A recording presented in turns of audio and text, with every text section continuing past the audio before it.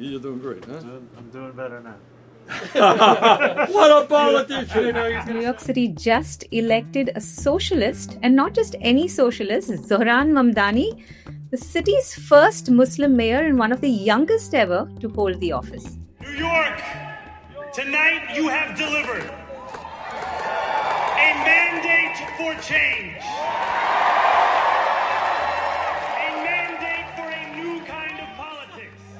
34 years old, born in Uganda to South Asian parents, filmmaker Mira Nair and scholar Mahmood Mamdani, Zohran Mamdani is now the mayor of one of the richest and among the most unequal cities on earth. The capitalist city, home of Wall Street, just voted for rent freezes, free buses, and universal childcare. Maybe because people are tired of probably working 3 jobs and still feeling broke, tired of watching billionaires build higher and grow richer and richer while they sink deeper. Mamdani ran against Andrew Cuomo, a man stitched into the fabric of New York politics, backed by big money and a trail of scandals. अगर आप पहली बार election के बारे में जान रहे हैं तो ये है जो एंड्रू कोमो ऑफर कर रहा है। आज मेरे पास बिल्डिंगें हैं, प्रॉपर्टी है, बैंक बैलेंस है, बंगला है, गाड़ी है, क्या है तुम्हारे पास?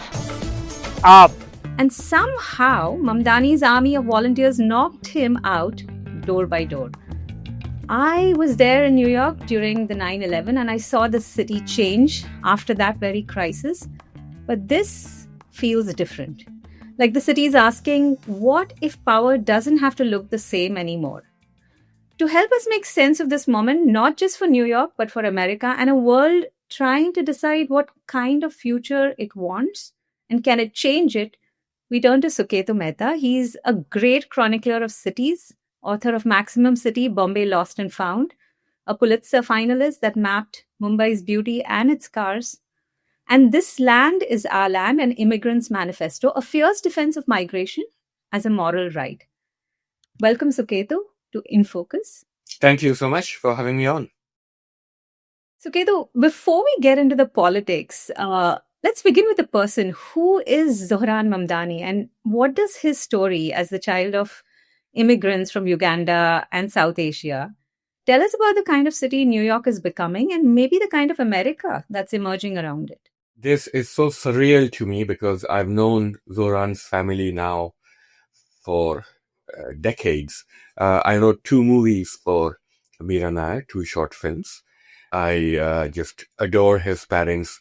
Mahmood is one of the great post-colonial scholars of our time. He's Gujarati like I am and is from East Africa like my mom is. So I don't know Zohran very well, but I have heard about him over the years, and it's just staggering to me that in the space of basically 6 months, he's gone from being someone that most New Yorkers didn't know to someone that the whole world is talking about. And it's happened because he's brought New York back to what makes New York great. So I've never felt prouder of being a New Yorker. It's a city built by immigrants. 2 out of 3 New Yorkers are immigrants or their children. I've been writing a book about New York for quite some time. So I know that New York that elected Zohran, it's the New York that my family came to in 1977 to a place called Jackson Heights in the borough of Queens, which we now refer to as Jaykinson Heights, where Zohran got his first internship working for a wonderful Defi housing nonprofit called Chaya. And what's happening in New York is not really something new, but a return to what makes New York City great. So Zohran's often said that his favorite mayor was Fiorello LaGuardia. So LaGuardia Airport is named after him. He was the mayor during the Great Depression. He was known as the Little Flower. He was essentially a socialist. So something that Zohran's done is that he brought socialism back into vogue. It's no longer a dirty word. It's no longer a word to be ashamed of. And his election shows the power of that word to New Yorkers today. And of course, you spoke about socialism and his heritage as well. Now, coming back to Mamdani and of course the fact that he calls himself a democratic socialist, yet he ran on a Democratic Party ticket, right? Like, for listeners who don't follow US politics closely, can you explain what the difference is? What is the Democratic Socialists of America, the movement that helped him win? And how does it clash with the traditional Democratic Party that has long dominated American liberal politics? Right. So unlike India, the US really is dominated by two parties, the Republicans and the Democrats, and they're pretty ossified. And if you look at their platforms in the context of world politics, they're not that far apart. They're essentially centrist capitalist parties. The Democratic Socialists of America isn't a political party. You won't find it on American ballots, but it's a group of people, and it has antecedents in Michael Harrington during the Vietnam War, and Bernie Sanders. Bernie Sanders is an independent senator from Vermont who energized huge numbers of people in the 2016 election when he ran against Hillary Clinton, who was the official Democratic candidate. And many people think if Sanders, who is an avowed socialist and is backed by the Democratic Socialists of America, if he had actually run on the Democratic ticket, then we may not have been inflicted with President Trump. And their basic message is that the United States has become grotesquely unequal, which is evident to anyone who sets foot in this country, particularly in New York. This is true around the world. So, today, 6 men, all white, no surprise, own more than half of the wealth on the planet. That is, half of all the, the riches of the planet belong to 6 men. Yeah, we're talking about the tech billionaires, obviously, here. Yeah, and in New York, it's in your face because, not only are there these giant high-rises where apartments go for hundreds of millions of dollars, but anyone who steps into a New York restaurant, I mean, there is $1,000 tasting menus, and even if you don't go there, if you want to go out to have a dinner for 2 in any decent Manhattan restaurant, you're gonna be paying $200-300. And this is in a city where the majority of the people make well below $70,000 a year. I remember, Suketu, when I was studying there in the 2000s, one thing that really stood out to me about America and even about New York was that the food prices didn't increase, and this was something that really stood out for me when I was studying there, in the early 2000s. Whereas when I went back to visit New York just a year ago, that wasn't the case. You really felt everything was expensive. Even buying groceries was expensive, which was never the case.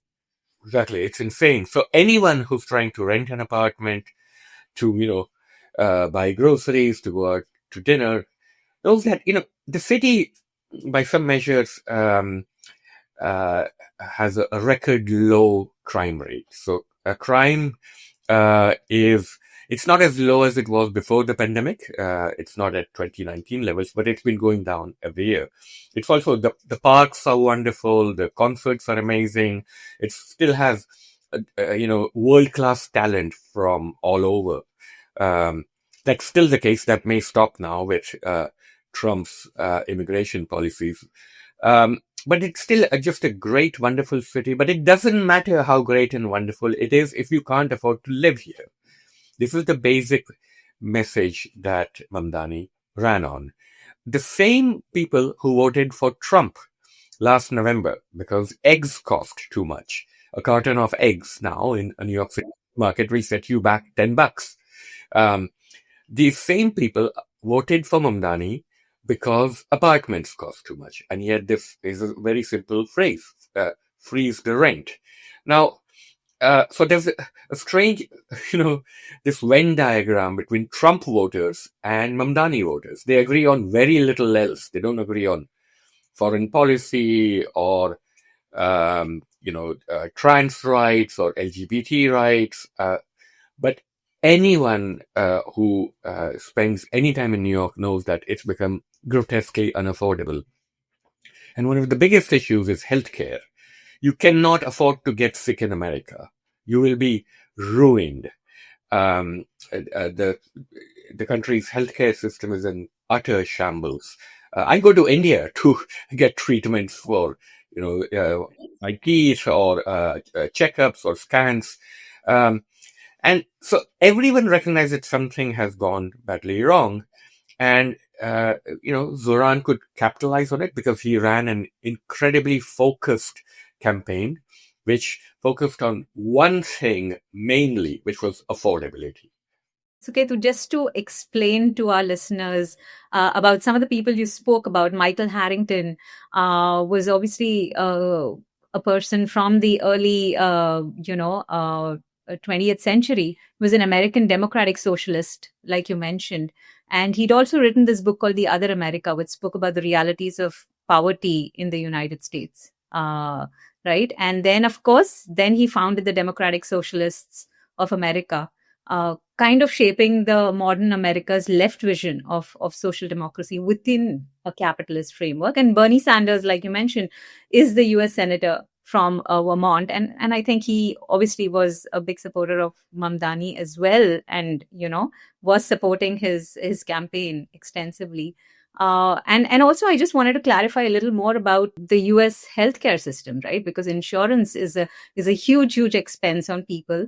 And like you said, a lot of people just cannot afford decent healthcare, and I know of a lot of friends of mine who do choose to get their dental work and everything coming back to India. I live in the West Village. I teach at NYU. And the other day, just a week ago, I was walking down Bleecker Street, and there was an old white woman, very well dressed, who was on the sidewalk, and she was holding her head in her hands because it was bleeding all over. There was blood pouring down her face.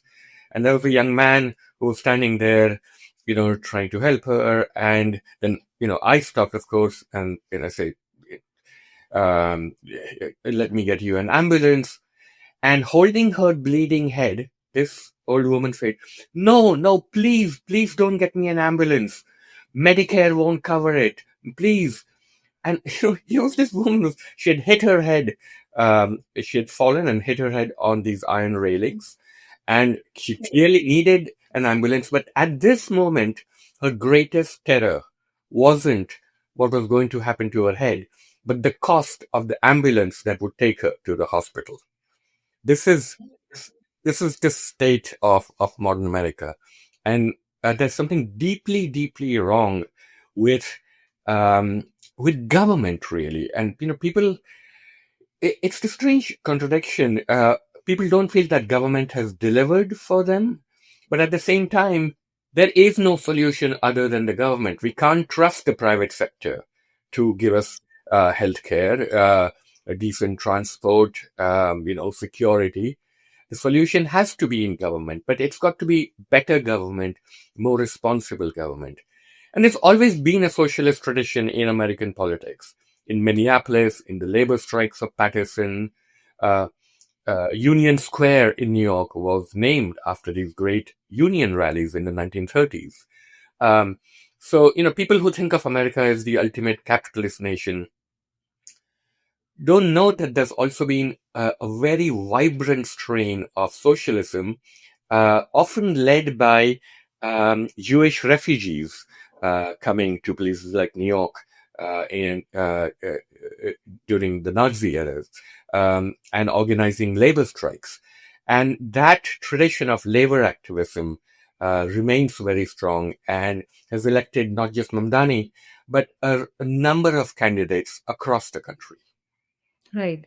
And of course, when you're talking about healthcare, Donald Trump, of course, President Donald Trump has, as part of his cost cutting, has repeatedly tried to cut funding for Medicare, which is for, senior citizens, and Medicaid, which is for poorer people, to reduce the country's deficit, and yeah, his most recent bill that Congress just passed would basically eliminate subsidies for healthcare for the poor, but those cuts aren't slated to take effect until after the midterm elections next year, because cuts will affect his supporters the most. You see, Donald Trump's base isn't just rich Republicans.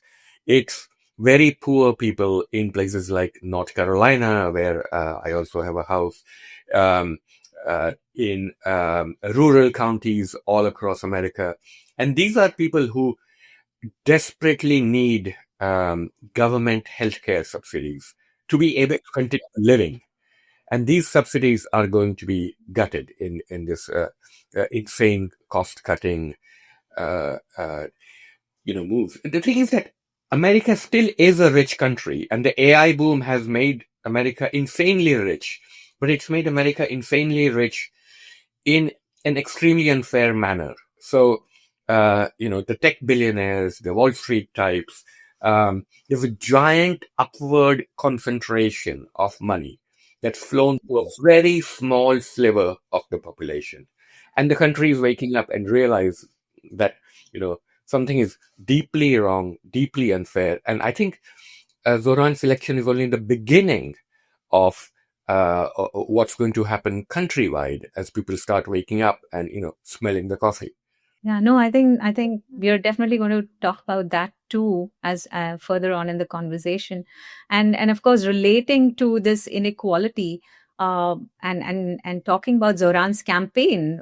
He campaigned on these ideas that kind of sounded utopian in today's political climate: freezing rents in one of the world's most expensive cities, making buses free, providing universal childcare, and creating city-owned grocery stores. Right, like, why did those promises strike such a deep chord, especially with the young workers and the working class New Yorkers who've, I think, have probably grown skeptical that government can even do much for them anymore?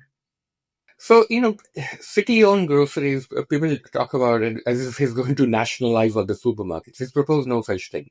He's proposing a pilot program of 5 city-owned grocery stores, which many other cities across the country have done. There are these things called food deserts in American cities, which Indians might not be so familiar with because we have a sabzi wala basically on every block. But there are huge areas, in Harlem, in Brownsville, in Brooklyn, where the big American grocery chains will not go in. So what people do is they get their groceries at the local bodega, which is basically a small shop that is open till all hours of the night, but can't afford fresh produce because it costs a lot of money to ship fresh vegetables and fruits. So instead, what you have in these bodegas is largely junk food, processed foods. So there's an obesity epidemic among the poor. The poor are not starving, but they're extremely unhealthy because they can't afford to get fresh fruits and vegetables. And so they eat all these, chips and processed and sodas, high sugar sodas, and it's very bad for them. And what Zohran is proposing is bringing in fresh vegetables and produce and meats to these areas of the city, which are not being served anyway by the private sector. He's not saying, get rid of the private sector and replace them with some sort of government grocery store. So, like a lot of his platform, there's a whole media apparatus, which is also owned by the billionaires, a lot of them, which have deliberately mischaracterized his positions. Until recently, the New York Times did that. Certainly during the primary, the New York Times it just went on an all-out attack on Mamdani. They moderated somewhat, but the city's moneyed elites are very scared of what Mamdani's victory represents. But they think they're going to have to pay more taxes. Well, he's proposing a 2% increase on the taxes of the billionaires. I mean, 2%. I mean, they have so much money, they don't even know what to do with it. And so they won't even notice if 2% more were taken off the top. So it's, a lot of the attacks on Mamdani is just sort of fear mongering and nothing more nothing more pernicious, nothing more despicable than the attacks on Zohran as a Muslim man.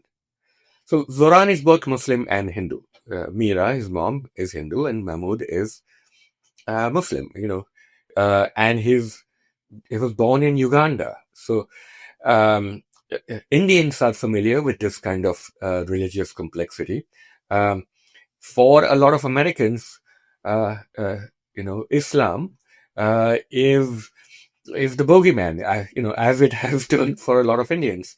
So there have been all these just insane attacks on Zohran as a jihadist, as a terrorist, ads putting him in front of the World Trade Center.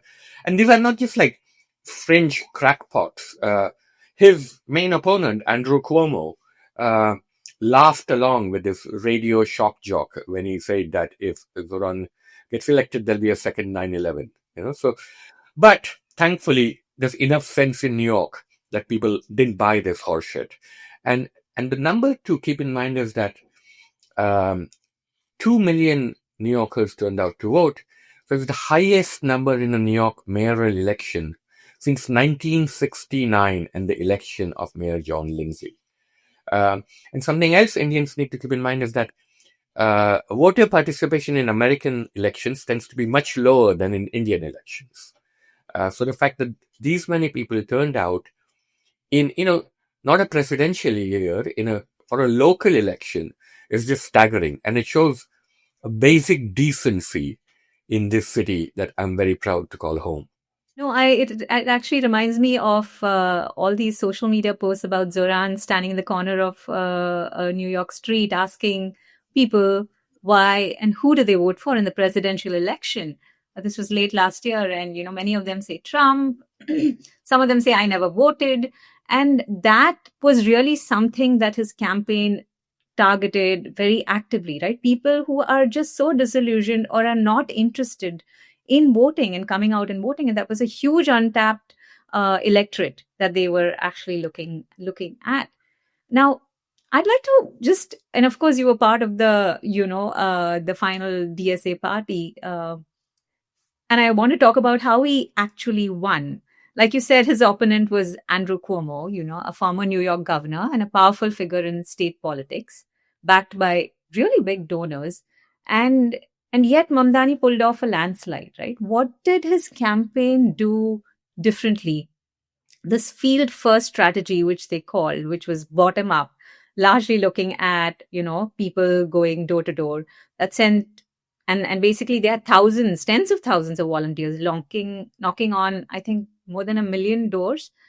So can you tell me why this approach worked when conventional campaigns, even progressive ones, often fail to connect?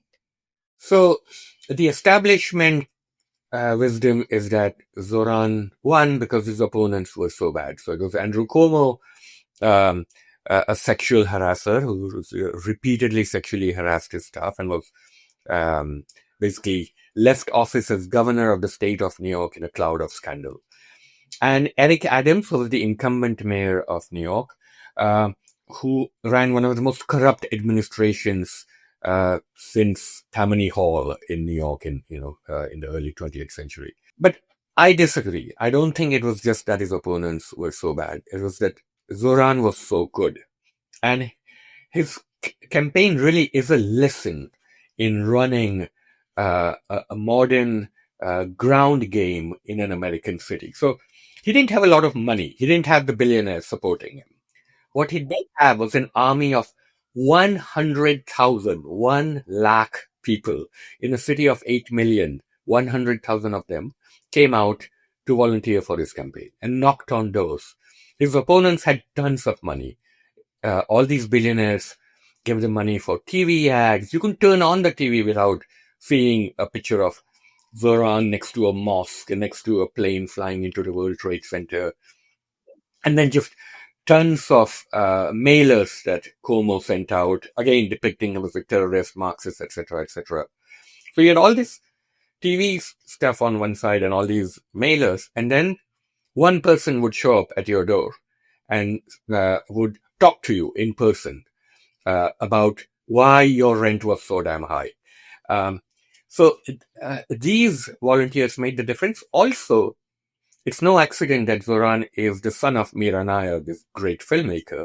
He knows about communication. So he mastered what people in political communications call the three trees, which is the 30-second TikTok video, the 3-minute TV hit on a cable news show, and the 3-hour podcast. He knows how to get his message across in a really endearing way. And plus the guy is good looking and has a great killer smile. Terrorists don't smile like Zohran smiles. So he's good. And so Trump is so perturbed by this that in a recent interview, he told the interviewer, I'm better looking than Zohran. He feels personally threatened by how charismatic this guy is.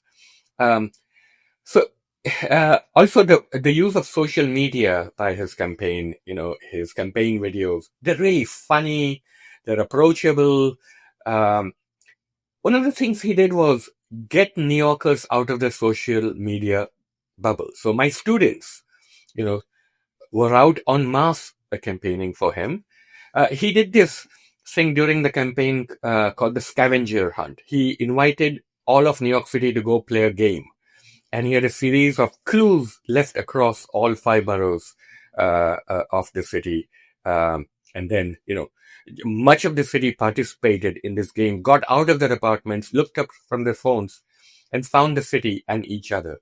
So there's a kind of really genius level campaigning that he's done, which even the Republicans are taking note of. The Republican, media people, communications people, like Steve Bannon, who's Trump's main tactical advisor,